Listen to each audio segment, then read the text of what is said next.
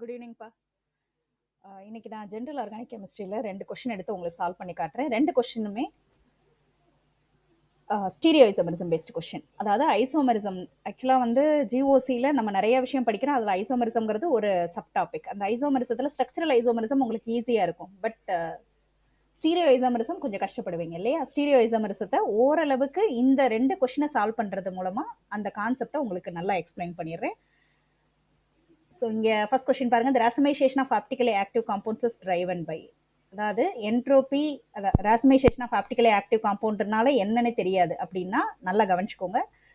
நம்ம ஒரு optically active compound எடுக்கிறோம், ஆனால் ப்ராடக்ட் வர்றது ஆப்டிக்கலி ஆக்டிவ் வராமல் ரேசமிக் மிக்சர் வந்துருச்சு அப்படின்னா அதுக்கு பேர் தான் ரேசமைசேஷன். அதுக்கு நீங்கள் ஆப்டிக்கலி ஆக்டிவ் காம்பவுண்ட்னா என்ன, ரேசமிக் மிக்சர்னா என்னங்கிறது தெரிஞ்சுக்கிடணும் இல்லையா? நான் ஆப்டிக்கலி ஆக்டிவ் காம்பவுண்ட் என்னங்கிறத உங்களுக்கு ஃபர்ஸ்ட் எக்ஸ்பிளைன் பண்ணுறேன். Wait a moment. So optically active compound அப்படின்னா எப்படி இருக்கும் அப்படிங்கிறத தெரிஞ்சுக்கோங்க. ஒரு ஆர்கானிக் கெமிஸ்ட்ரியை பொறுத்த வரைக்கும் ஒரு ஆப்டிக்கலி ஆக்டிவ் காம்பவுண்ட் பேசிக்காக தெரிஞ்சுக்கிறதுக்கு நம்ம என்ன பண்ணலாம் அப்படின்னா கைரல் கார்பன்னா என்ன அப்படிங்கிறத தெரிஞ்சுக்கிடணும். கைரல் கார்பன்னா 4 குரூப்பும் வித்தியாசமான குரூப்பாக இருக்கணும். அதாவது கார்பனோட 4 வேலன்ஸ்லையும் ஜாயின் பண்ணுற குரூப் வித்தியாசமான குரூப்பாக இருக்கணும். ஃபார் எக்ஸாம்பிள் நான் இங்கே பாருங்கள், ஒரு பக்கம் ஹைட்ரஜன் ஜாயின் பண்ணியிருக்கேன், இன்னொரு பக்கம் எத்தில் குரூப் ஜாயின் பண்ணுறேன், இன்னொரு பக்கம் மெத்தில் குரூப் ஜாயின் பண்ணுறேன்,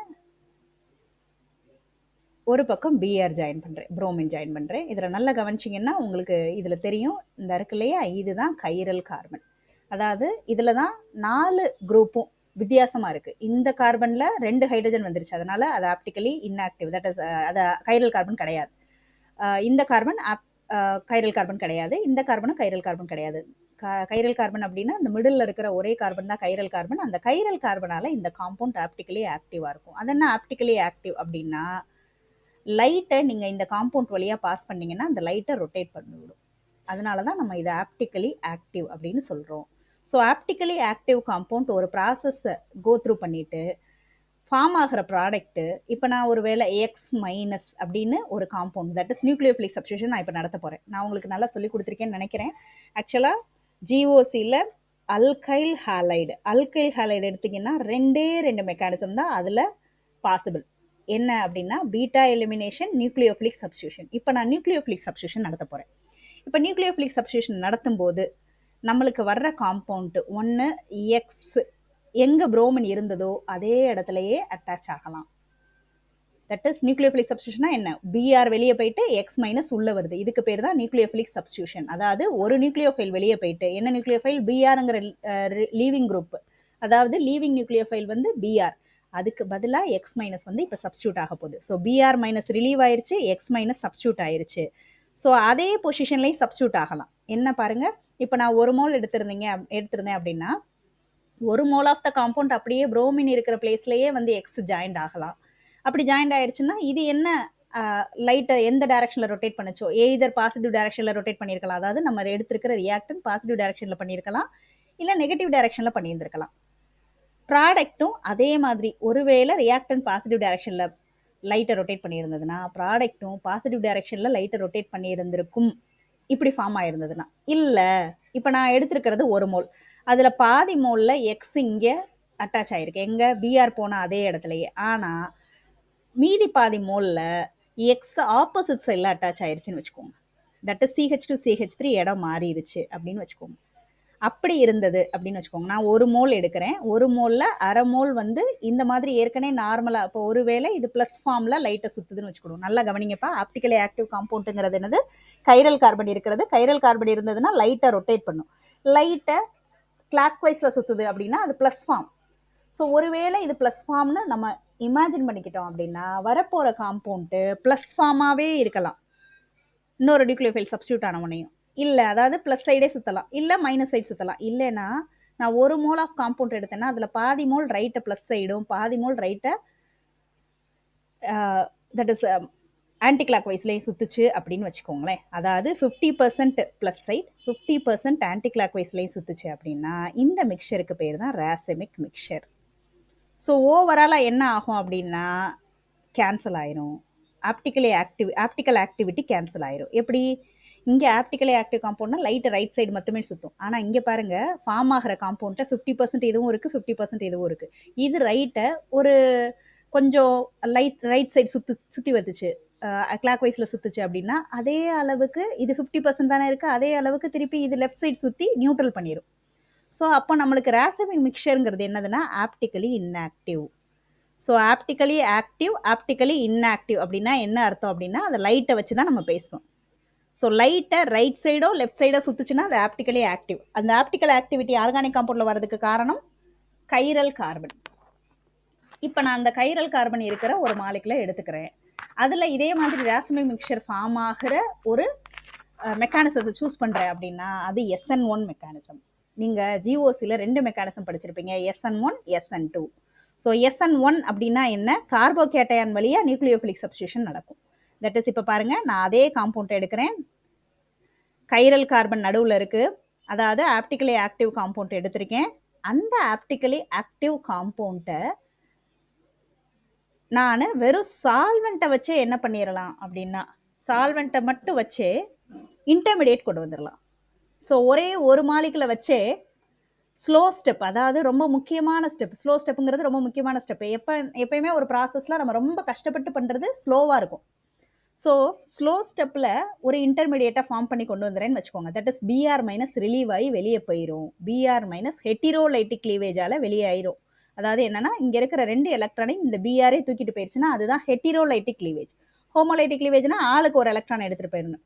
ஆனால் இங்கே ஹெட்ரோலைட்டிக் கிளீவேஜ் நடந்து Br மைனஸ் வெளியே போயிடுச்சு. இந்த ரிசல்டன்ட் காம்பவுண்ட் கார்போகேட்டையான், நல்லா கவனிங்க, கார்போகேட்டையான், இந்த ரிசல்டன்ட் காம்பவுண்ட் கார்போகேட்டையான். அதாவது Br வெளியே போயிடுச்சு, அதனால அதில் ப்ளஸ் சார்ஜ் வந்துடுச்சு. அது எலக்ட்ரான் எடுத்துகிட்டு போயிட்டதுனால இதில் ப்ளஸ் சார்ஜ். ஒரு பக்கம் CH2 CH3, ஒரு பக்கம் CH3, ஒரு பக்கம் H.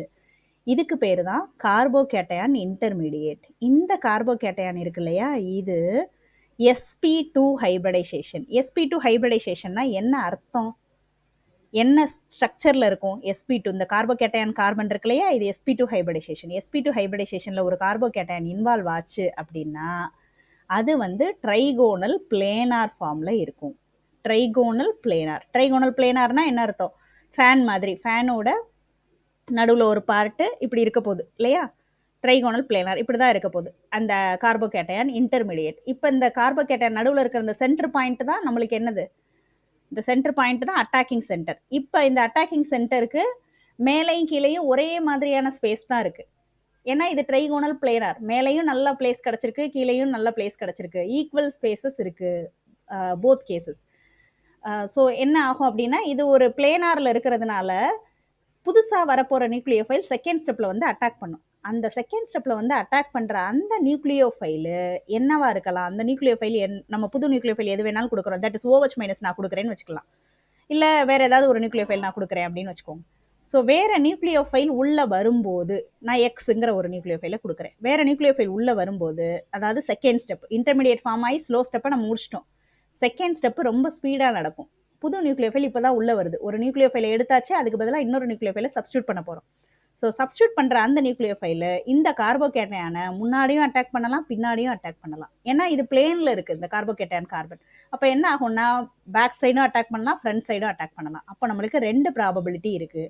நல்லா கவனிச்சுக்கோங்க, 2 ப்ராபபிலிட்டின்னா என்ன ஆகும், நம்மளுக்கு வரப்போகிற அதே காம்பவுண்ட், அதாவது நம்ம ஏற்கனவே எடுத்தோம் இல்லையா, அதே மாதிரியேவும் இருக்கலாம் ஒரு விஷயம். தட் இஸ் நம்மளுக்கு ஏற்கனவே எடுத்த காம்பவுண்ட் மாதிரியே இருந்து எக்ஸ் இங்கே சப்ஸ்டியூட் ஆகலாம், இல்லாட்டி ஆப்போசிட் சைடில் பேக் சைடில் போய் அட்டாக் ஆயிருந்தது அப்படின்னா அப்போ நம்மளுக்கு என்ன வேற காம்பவுண்ட் கிடைக்கும். தட் இஸ் ஒரு காம்பவுண்ட் லைட்டை, இப்போ நான் எடுக்கிற ரியாக்டன்ட்டு ரைட் சைடு சுத்துச்சு அப்படின்னா, எடுக்கிற ரியாக்டன்ட் வந்து ஒருவேளை ரைட் சைடு சுத்துச்சுன்னா எனக்கு கிடைக்க போகிற ப்ராடக்ட்டு +50% ஃபார்ம் ஆயிருக்கும், -50%. அதாவது நீ 1 மோல் எடுத்திருந்தேன் அப்படின்னா ½ மோல் இது ஃபார்ம் ஆயிருக்கும், ½ மோல் இது ஃபார்ம் ஆயிருக்கும். இதுதான்ப்பா 50% ஆப்டிக்கலி ஆக்டிவ் காம்பவுண்ட். 2 காம்பவுண்டுமே ஃபார்ம் ஆகி, ஆனால் 2 மிக்ஸ் ஆகிறதுனால ஃபைனலாக என்ன, இது பிரயோஜனப்படாமல் போயிடுச்சு. That is optically inactive racemic மிக்சரை ஃபார்ம் பண்ணிருச்சு.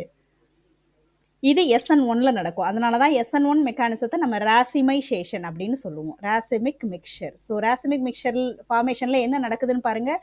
ஒரு மாலிகுல் வெளியே போகுது, இன்னொரு மாலிகுல் உள்ளே வருது. தட் இஸ் ஆக்சுவலாக ராசிமைசேஷன் நடக்கும்போது என்ன அப்படின்னா, ஒரு பாண்டு க்ளீவ் ஆகுது, பிஆர் மைனஸ் வெளியே போகுது. ஸோ 2 இன்டர்மீடியேட் ஃபார்ம் ஆகுது. அந்த இன்டர்மீடியேட்ல அடுத்து வந்து நியூக்ளியோஃபில் சப்ஸ்டிடியூட் ஆகுது. தட் இஸ் நிறைய ரேண்டம்னஸ் கிரியேட் ஆகுது. ரேண்டம்னஸ்னா always randomness is nothing but the disorder. So இது disorder driven, that is entropy driven.